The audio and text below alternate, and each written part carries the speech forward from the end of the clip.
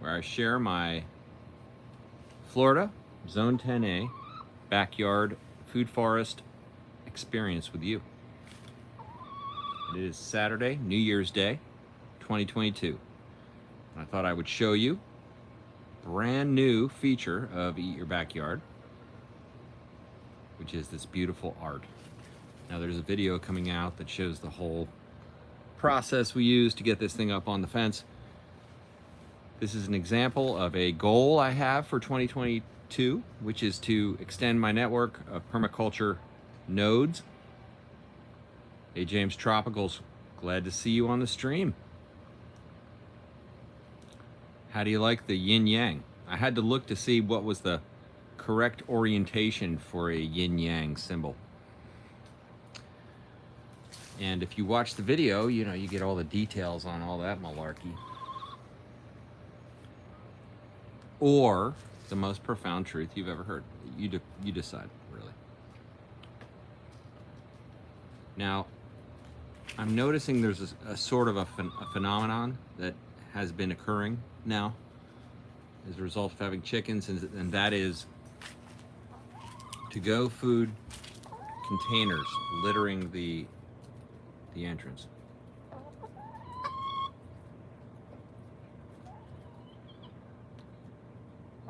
I know I say this a lot, but this is my favorite time of the night with the hens. Super calm.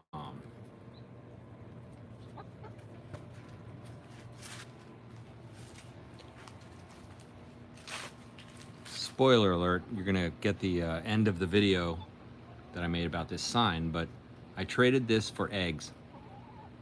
Eggs.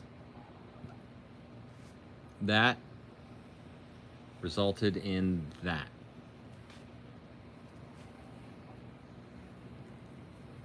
Now, that's a pretty cool thing to have accomplished in my mind.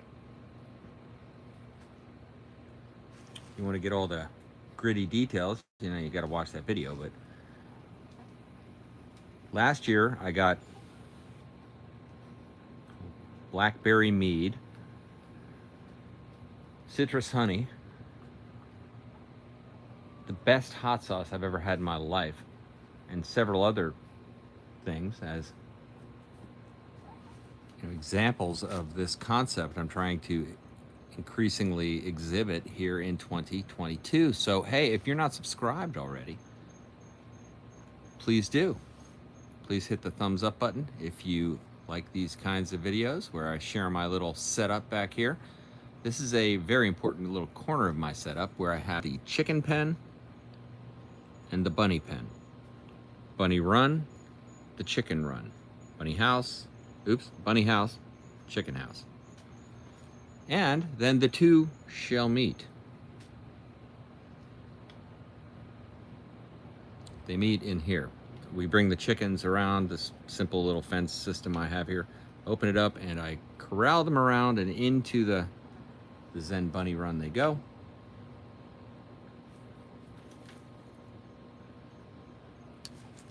All right, so stoked on that. Starting off 2022 with a good example of one of the goals. I am pleased to say all of my wood, all of the cuttings I had have been processed and either transitioned back into the various areas I'm laying them on the ground or into these compost bins. This thing was a game changer. The gorilla cart. You know about the gorilla cart? It's like my back suffered severe surfing injury years ago, so they just ran fiber optical, but this is coax, and then this is 220.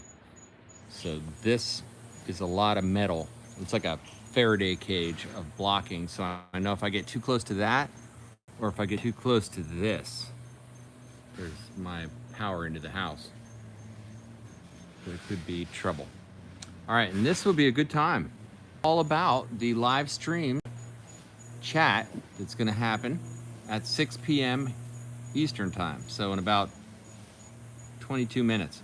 I'm gonna jump off this. So at the end of this, I'm gonna jump off, go inside, log on the computer, and be on the live chat for a video I'm releasing tonight where I show some of the principles here. This used to be a big stick pile, gigantic stick pile, because I've been planning on roasting the sticks and making biochar, and that's all well and good, but it takes a decent amount of effort to do it, so to speak. I mean, it's multiple steps. Anyhow, I finally decided, you know what? I need to just lay the wood, chop it into small enough pieces, and just lay it on the ground, integrate it in with chop and drop, and just let the earth and the fungus do its job. And it has been rocking. See this technique right here? I just put the bigger pieces along the bottom of the fence here, which serves a double purpose. Protects from chickens being able to get to the bugs that might be under there. And it also protects the chickens from kind of digging it too far under. And if you look at these sticks, you'll see that they are covered in lichen and fungus all over it. They're being digested already by the ground. I think the key to dealing with the wood is just to lay it on the ground, and that's the video tonight. Come check it out.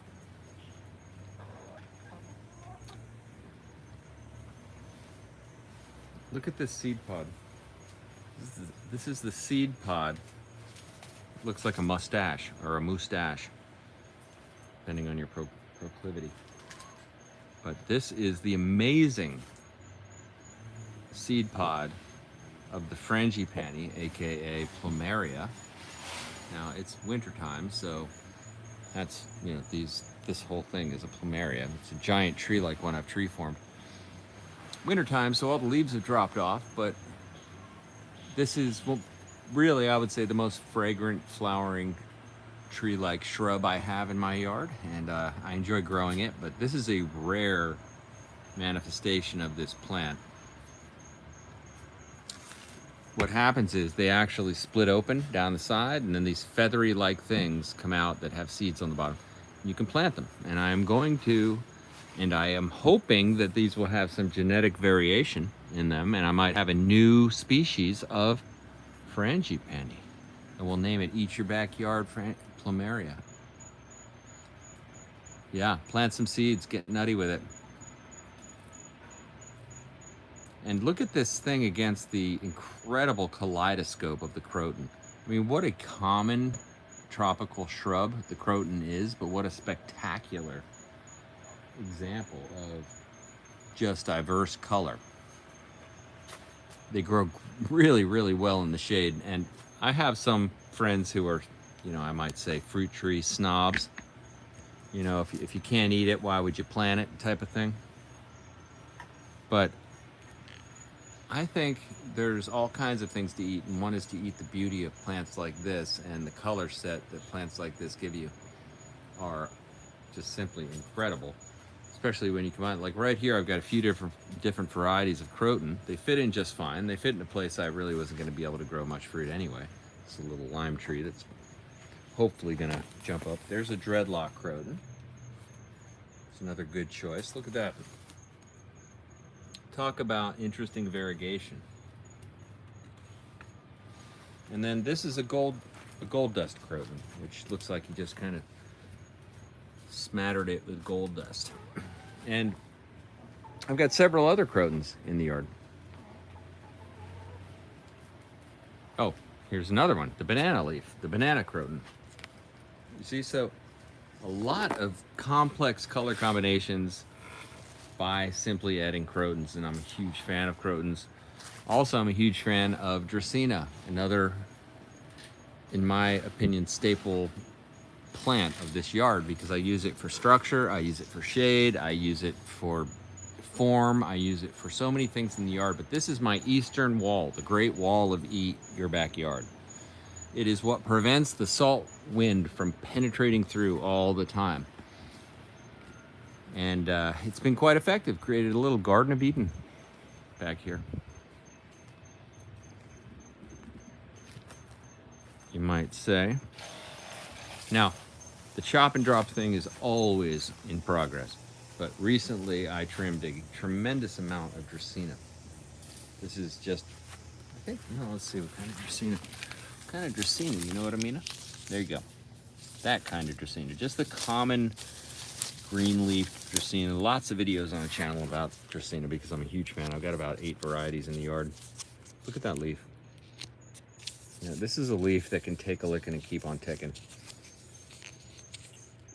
You know, you need protection from a salty irrigation spraying on something, plant one of these. You need a little shady bonsai tree scenario, maybe a 15-foot tree that spreads out and keeps growing, plant one of these.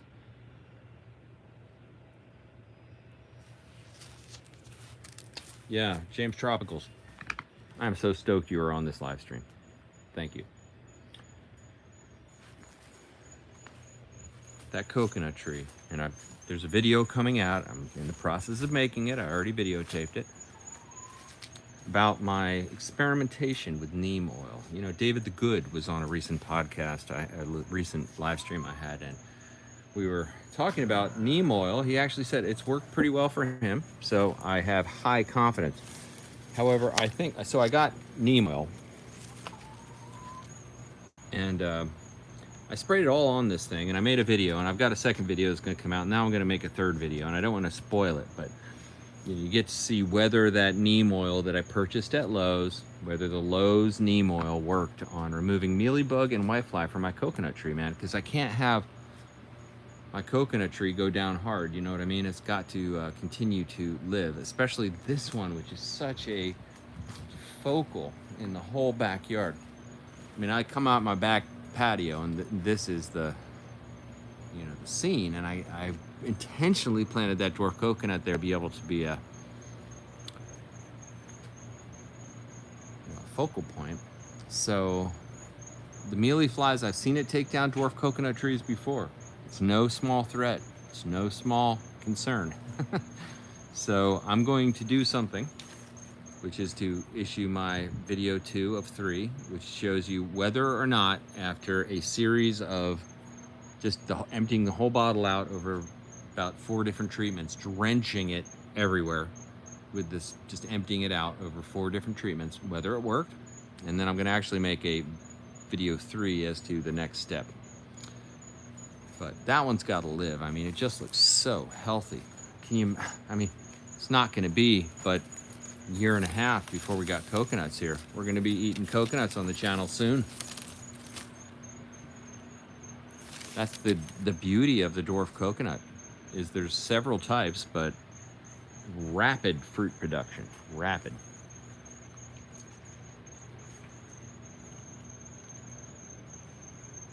And, you know, if you're planning on planting a coconut tree in your yard, you have to be ready for the, you know, potentially 80-foot tall bomb dropper that a coconut tree can absolutely be.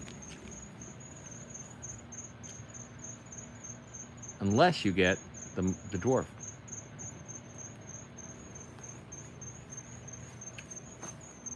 All right, so let's walk back here.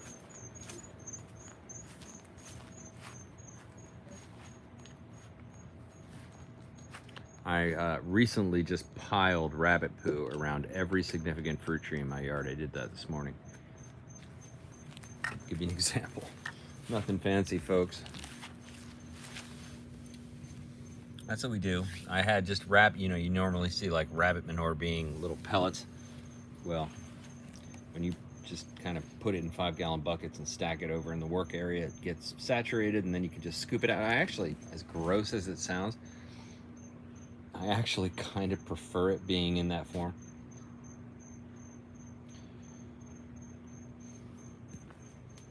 Okay, so here's what we got going on the grow table. All right, I added, oh, by the way, let's talk about pots just for a moment. I experimented last year with 2 different types of pots, small sprouting pots. And stay tuned for a new series where I start to plant some new stuff. I'm going to plant pigeon peas in all of these. I'm going to do 4 in each, so that should be good. You see back here, we've got a row of tamarind trees. These are sour tamarind trees grown from seed.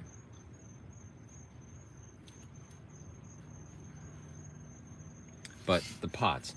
So I experimented with two different types of pots, and I've got them both here. One was this flexible style, and I wouldn't recommend them. I don't like them. In the final analysis, they're really, really soft.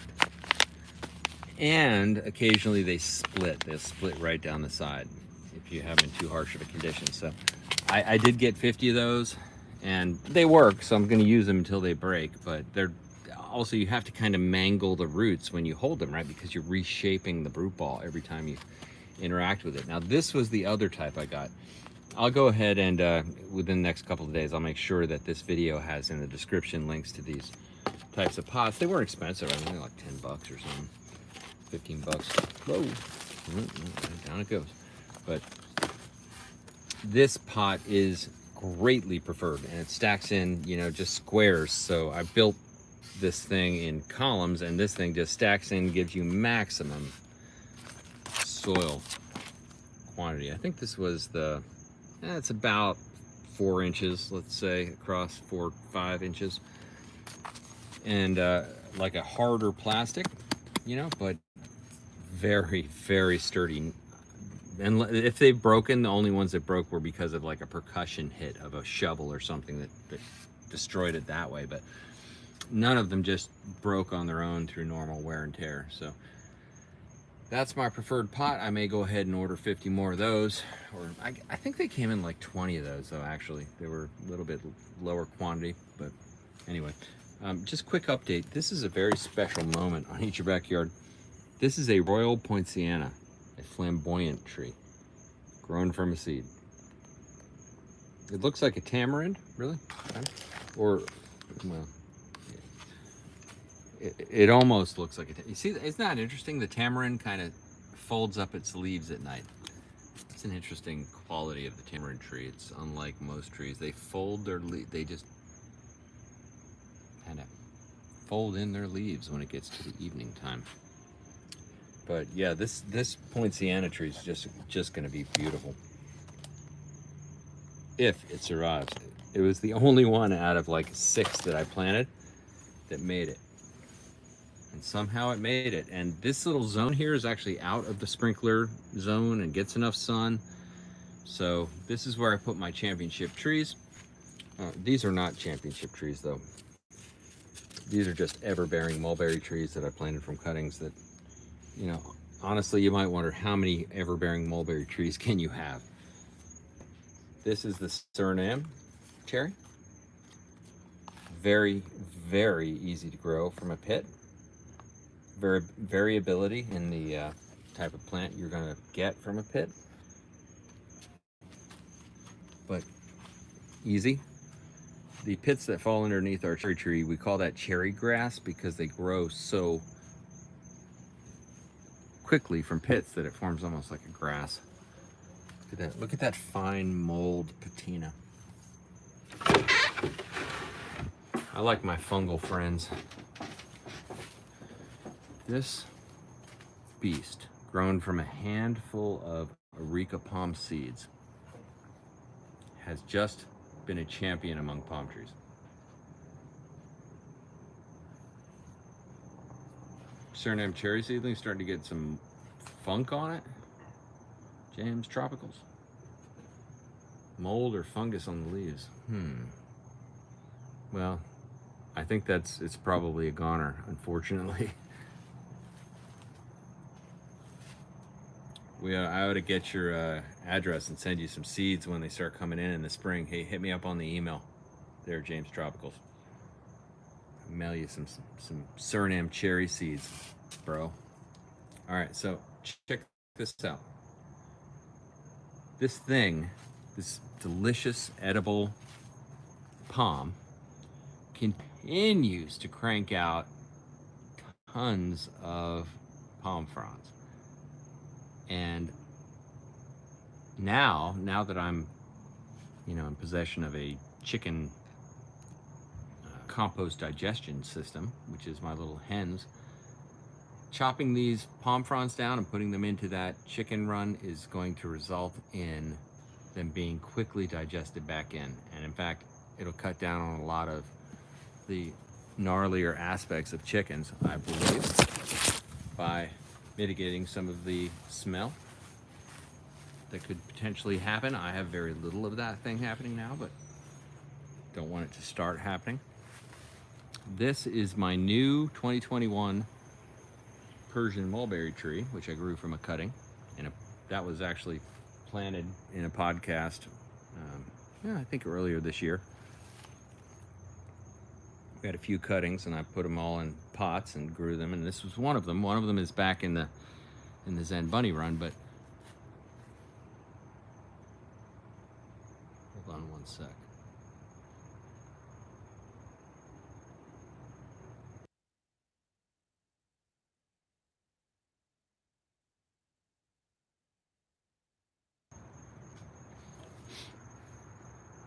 But yeah, this just has a massive leaf compared to the ever-bearing mulberry. Absolutely massive. And the animals prefer it. The chickens and the rabbits both love this thing. But this is December, so it's kind of dormant, so to speak, but it's still got all of its leaves. And I could pick off any one of these leaves and be confident that the chickens would love it. In fact, I just picked one. Let's go feed the chickens. Look at that thing, meaty, right? It's got a meaty vein system.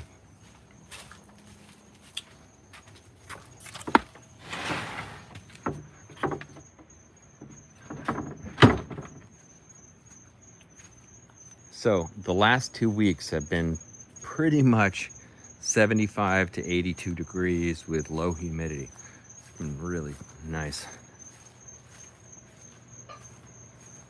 Today it got up to 84 degrees on January 1st. Happy New Year, Brampton Gardener. Good to see you.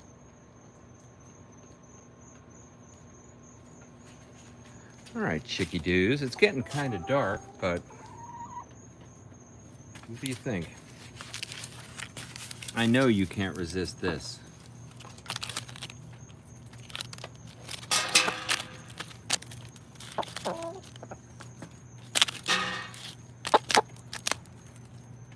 Where else can you go to get this kind of perspective?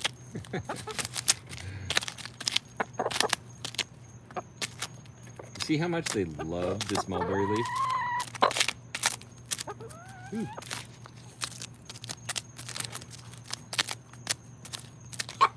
Simply put, it redefines how you look at... Look at it. They're like piranha. They're like ground piranha. Ooh. Okay, so yard waste, what? That's a thing? Not anymore. There's your yard waste. Oh! There you go. What can I say? The hens like their greens. They're just about time to head back up to the lonely coop. So pleased with this coop, just to reflect back. Just so pleased with it. Oh, by the way, hey, let's see what you think. For those of you who jumped on the live stream, there's my new garden sign. I traded it for eggs. Oh no, I gave away, spoiler. Well, if you're part of this live stream right now, you deserve to know. I have a video coming out that shows the whole installation of this bad boy and what it's all about. But now that my yard is producing the output, I can trade things like these incredibly nutritious eggs. I mean, these things are incredible. Every single time when I eat these eggs, I feel good. I feel charged. I feel energetic, attentive. Okay, so I'm just saying. I therefore think that's a good thing to have chickens. I've often thought that perhaps in some weird way, I was craving the nutrients that chickens would bring into my life, all the fatty acids and all of the exact kind of multivitamin of protein and amino acids that a chicken egg is. And when you turbocharge it with blackfly soldier larvae, various scratch grains consisting of flax, and lots of greens, you have an egg that is, I mean, the yolks on the eggs from these little critters are bright, I mean bright colored. And the flavor is delicious, and you know, I just feel like the chicken move was a good move. Good move. And it took building this, you know, which was a journey for sure. But now I've got the perfect chicken coop for Central Florida. Now stay tuned. You know, next summer we might have another heavy hurricane season, in which case I'll be strapping this sucker down to the ground and praying for a good outcome. But right now, tranquil. Conditions are optimal. The bunnies are likely super tired. They had so much playtime this afternoon. My youngest son Jack had a friend over, and they played with the bunnies and the chickens for a while, so they're likely tuckered out. I know both rabbits probably had about 4 hours of out of cage time today, which you know, makes them want to go inside the cage and just sleep and eat food.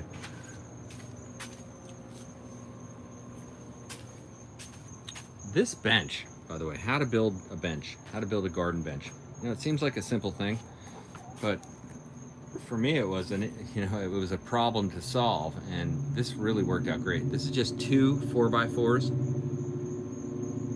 and then 2x4s along the top. There's 2 supports that run, and then 2x4s, and then on top just some 2x6s, and that combination with some sunk screws has resulted in just a superior garden bench. Rock solid, and the rabbits and the chickens dig around it all the time, no issues. Oh, by the way, the rabbits today, during their run, every once in a while they'll get a wild hair, so to speak. Look at this, digging down into the depths. Rabbits coming, so we have this thing to cover up their more ambitious pursuits, let's say. All right, let's see what the ground truth is, folks. That's what we got. It's room temperature. All right. Okay, so about any minute, oh no, the premiere has started. I'm gonna jump over to that. Thanks for watching. I appreciate you. See you over at the live stream premiere release that's happening right now. Oops.